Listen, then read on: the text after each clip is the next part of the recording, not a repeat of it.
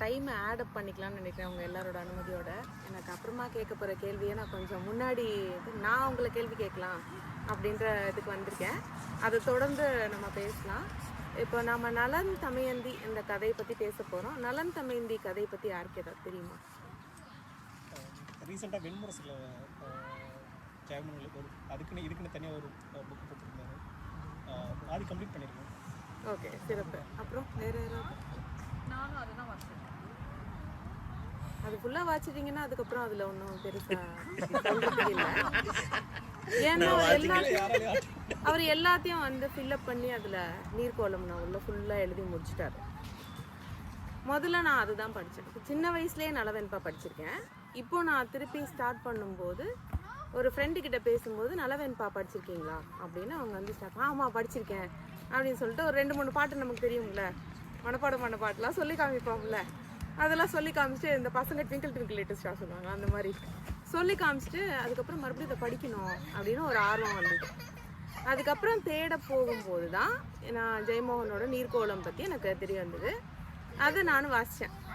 அதுக்கப்புறம் வந்து நலவெண்பா படிக்கணும் அப்படிங்கிற ஆசை வந்து வந்தது மறுபடியும். இந்த வெண்பாங்கிறது வந்து அமைப்பு முறையே கொஞ்சம் கடினமான அமைப்பு முறை. புலவருக்கு வெண்பா புலி அப்படின்னு ஒரு பாட்டு இருக்குது. ஆனால் என்னென்னா வெண்பா கட்டுறது கொஞ்சம் ரொம்ப கஷ்டமானது. மொத்த கதையும் அதுலேயே கட்டணும்னா அது எவ்வளோ கஷ்டமாக இருக்கும். அதை வந்து புகழேந்தி அப்படின்னு ஒரு பழைய காலத்து புலவர் அவர் வந்து எழுதியிருக்காரு.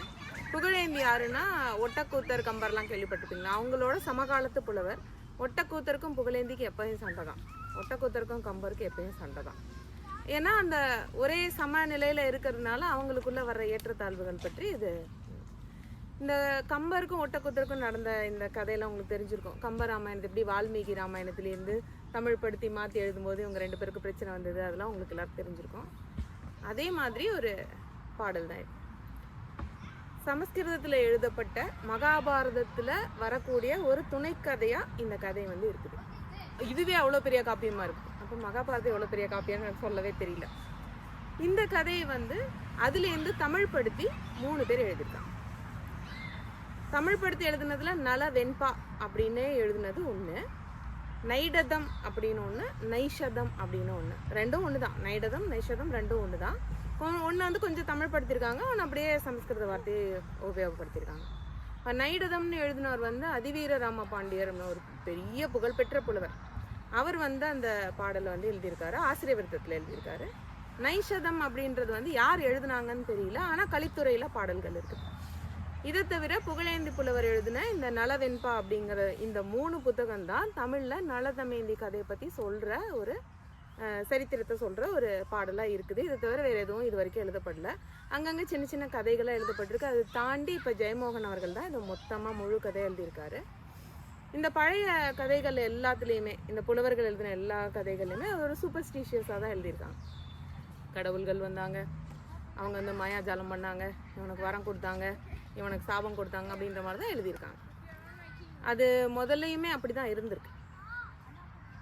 இந்த கதை வந்து பொதுவாக எல்லாருக்குமே நலன் தமயந்தி என்னன்னு தெரியும்னா அவங்க 2 பேரும் ஒரு காதல் ஜோடி. எப்படி நம்ம ரோமியோ ஜூலியட் சொல்கிறோம், அந்த மாதிரி ஒரு ஜோடி. அவங்களுக்கு வந்து அன்னப்பறவை ஒரு தூதா போச்சு. இந்த அன்னப்பறவை நலன் தமயந்தி காதல், இதை தவிர நிறைய விஷயங்கள் நிறைய பேருக்கு தெரியல. உங்களுக்குலாம் தெரியாதுன்னு நான் சொல்ல வரல, பல பேருக்கு அது தெரியல. நான் சொல்ல என்ன நினச்சிக்கிறாங்கன்னா நலன் கதையும் நலாயினி கதையும் ஒன்றுன்னு நினச்சிக்கிறாங்க. அந்த மாதிரி உங்களுக்கு ஏதாவது திருப்பி இருக்கான்னு எனக்கு தெரியல. ஆனால் வந்து அப்படியெல்லாம் ஒரு எண்ணங்கள் இருக்குது. அதனால வந்து இந்த கதையை எப்படி சொல்கிறது கொஞ்சம் காம்ப்ளிகேட்டடாக தான் இருக்குது. பாடல்கள் வந்து 3 பகுதியாக வந்து பிரித்து எழுதியிருக்காங்க. 3மே 3 காண்டங்கள். எப்படி நம்ம ராமாயணத்தில் 6 காண்டங்கள் வச்சுருக்கோம், அது மாதிரி புகழேந்தி புலவர் 3 காண்டங்களாக வச்சு எழுதியிருக்காரு. ஒன்று வந்து சுயம்வர காண்டம், 2வது கலித்தொடர் காண்டம், இன்னொன்று களி நீங்கு காண்டம். எப்படி கதை ஆரம்பித்து கதை முடியுதுன்ற இந்த வரிசை வந்து இந்த 3 காண்டங்கள் பேர்லேயே வந்து ரொம்ப எளிமையாக வந்துடுது. பாடல்கள் ரொம்ப எளிமையாக இருக்குன்னு நான் சொல்ல மாட்டேன், ஆனால் நம்மளால் படிக்க முடிகிற அளவுக்கு கொஞ்சம் எளிமையாக தான். கொஞ்சம் சிரமப்பட்டால் படிச்சிடலாம். ரொம்ப கஷ்டப்பட்டு ஐயோ புரியல வாத்தியார் வச்சு தான் படிக்கணுன்ற அளவுக்குலாம் இல்லை. இப்போ மறுபடியும் படித்ததுனால, முன்னாடி அப்படி இருந்ததான்னு எனக்கு தெரியல, ஞாபகம் இல்லை. சின்ன வயசில் படித்தது, இப்போ படித்தது வந்து ரொம்ப புரிஞ்சதா மாதிரி தான் எனக்கு இருந்தது. இதில் சில பாடல்கள் இருந்தது. எல்லா பாடலும் என்னால் மனப்பாடம் பண்ண முடியல. ஃபோன் எடுத்துகிட்டு வச்சுருந்தேன், ஃபோன் எடுத்துகிட்டு போயிட்டேன். பாடல்கள் இல்லை பகிர்றதுக்கு. இருந்தால் கூட அந்த கதையை வந்து சுருக்கமாக சொல்கிறதுக்கு முயற்சி பண்ணுறேன். முதல்ல என்ன நினச்சேன்னா, இந்த 4 புத்தகம் படித்தாச்சு. ஜெயமோகன் எழுதுனது படித்தாச்சு. அதுக்கப்புறம் இந்த கலிவிருத்தம் ஒன்று படித்தாச்சு, கலித்துறை ஒன்று படித்தாச்சு, இப்போ விருத்தம் ஒன்று படித்தாச்சு, வெண்பாவும் படித்தாச்சு. இதை தவிர பழைய காலத்தில் படங்கள்லாம் எடுத்திருப்பாங்கல்ல, அந்த படங்களும் பார்த்தீங்கன்னா புதுசாக வந்து நல்ல தம்பி இல்லை, அதுக்கு இதுக்கு சம்மந்தம் இல்லை. பழைய காலத்தில் இந்த சரித்திரமாக எடுக்கப்பட்ட அந்த படங்களையும் பார்த்தோம். அதுக்கப்புறம் சில புலவர்கள் பேசின அதுலேயும் பார்த்தோம். எல்லாத்துலேயுமே சொல்லப்பட்டது வந்து இந்த பழைய கதையில் வந்த அந்த தேவர்கள் அவங்க வரம் கொடுத்தது அந்த மாதிரி வந்தது தான். உண்மையிலே இது சமயம் சார்ந்தது தான். சமயம் இல்லாமல் இந்த கதையை சொல்ல முடியாது. அதில் தவறு ஒன்றும் இல்லைன்னு நான் நினைக்கிறேன். சமயம்ன்றதே தப்பா என்ன, அதில் ஒன்றும் தவறு இல்லைன்னு நான் நினைக்கிறேன்.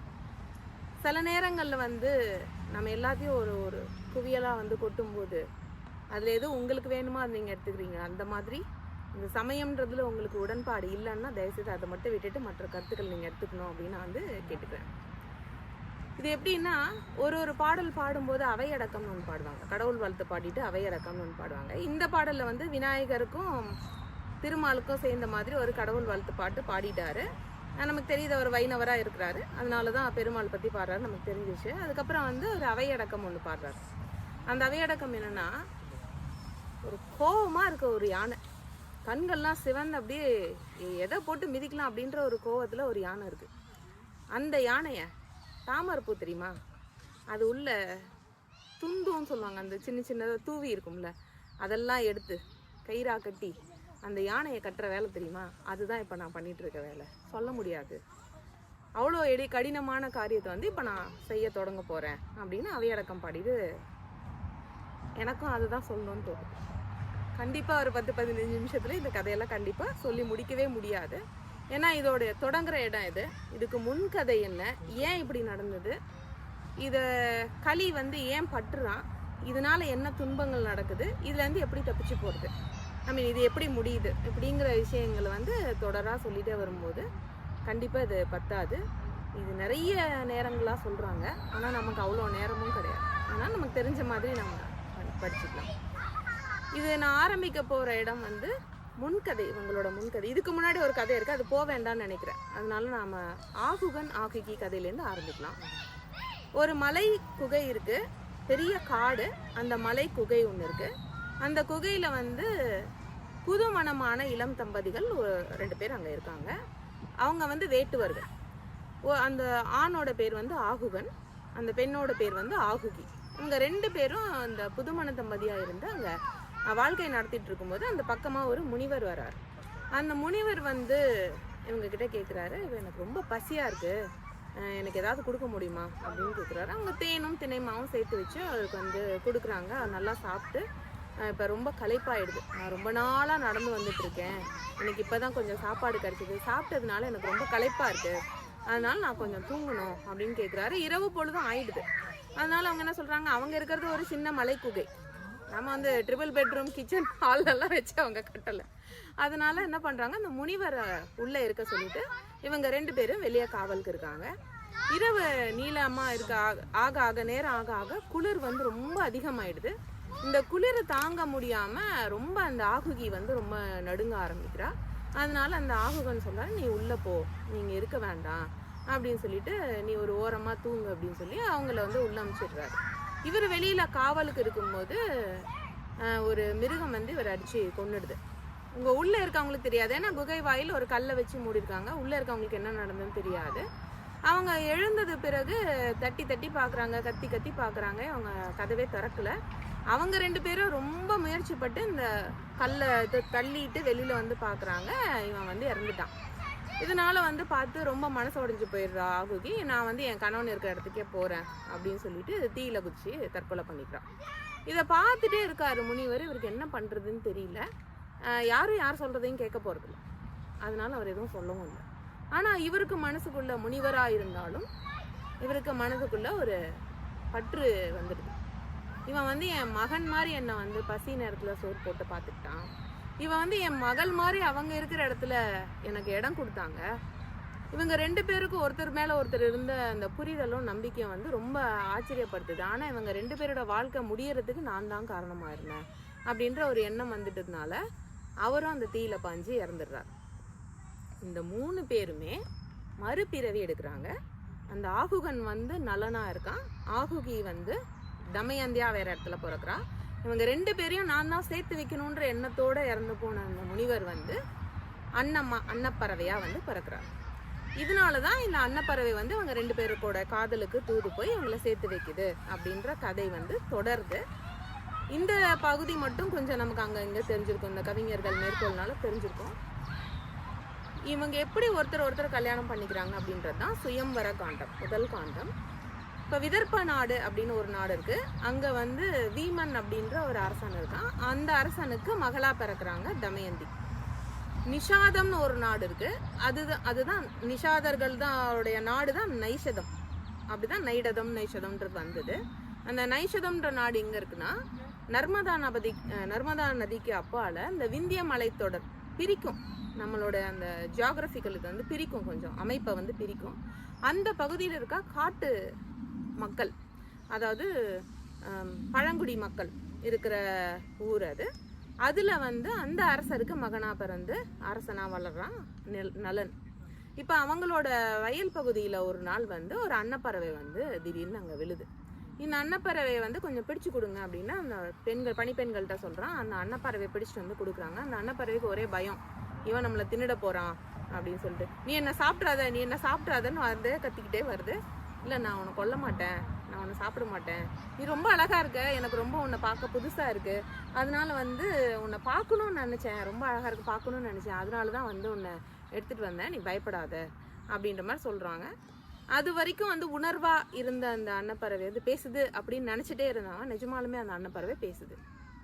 ஓ, நீ ரொம்ப நல்லவனா இருக்க, என்னை வந்து சாப்பிட தான் எடுத்துட்டு வரேன், நீ என்னை கொலை தான் பண்ண போறேன்னு நினைச்சேன், ஆனா இவ்வளவு நல்லவனா இருக்கே, நீ யாரு அப்படின்னு கேக்குது. அவன் வந்து சொல்றான், இல்ல என் பேர் வந்து நலன், நான் இந்த நாட்டுல இளவரசன் அப்படின்னு வந்து சொல்றான். ஓ, நீதானா அது, உன்னை பத்தி நிறைய பேர் பேசுறத நான் கேள்விப்பட்டிருக்கேனே அப்படின்னு வந்து அந்த பறவையனோட பெருமைகள் எல்லாம் வந்து சொல்லுது. இவனுக்கு ரொம்ப வெக்கமா போயிடுது.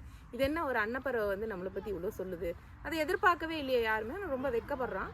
அப்புறம் வந்து உனக்கு இதுதான் பொருத்தமா இருக்கும், தனக்கு தானே பேசிக்குது. உனக்கு என்ன பொருத்தமா இருக்கும் அப்படின்னு வந்து கேட்குறான். வடிவேலு ஜோக்கு உங்களுக்கு ஞாபகம் வந்தா நான் பொறுப்பு இல்லை, புகழேந்து புள்ள வரை கேட்டுக்கலாம். ஓகே. அப்புறம் வந்து இல்ல, விதர்ப்ப நாட்டுல தமயந்தின்னு ஒரு பொண்ணு இருக்கா, அவ வந்து அவளுடைய அழகுல தேவர்கள்லாம் மயங்கி அவளை கல்யாணம் பண்ணிக்கிறதுக்கு எப்போன்னு காத்துட்டு இருக்காங்க. ஆனா எந்த தேவர்களும் அவளோட அழகுக்கு பொருத்தமே இல்லை, நீதான் பொருத்தமா இருப்ப, எனக்கு அது தோணுச்சு, அதனாலதான் நான் சொன்னேன் அப்படின்னு வந்து சொல்றான். அப்புறம் தமயந்தியை பற்றி ரொம்ப வர்ணனை பண்ணுது. இவன் வந்து மனதுக்குள்ள ஒரு படம் தீட்டிக்கிறான். ஓ, இப்படிதான் இருப்பா போல அப்படின்னு நினைச்சு இவன் நினைச்சுக்கிறான். அப்புறம் வந்து இவங்க 2 பேரும் ரொம்ப நண்பர்கள் ஆயிடுறாங்க. இந்த அன்னப்பறவை எப்ப வருவோன்னு வெயிட் பண்ண ஆரம்பிக்கிறான். ஒரு தடவை வந்து அந்த அன்னப்பறவை வந்து பேசுது.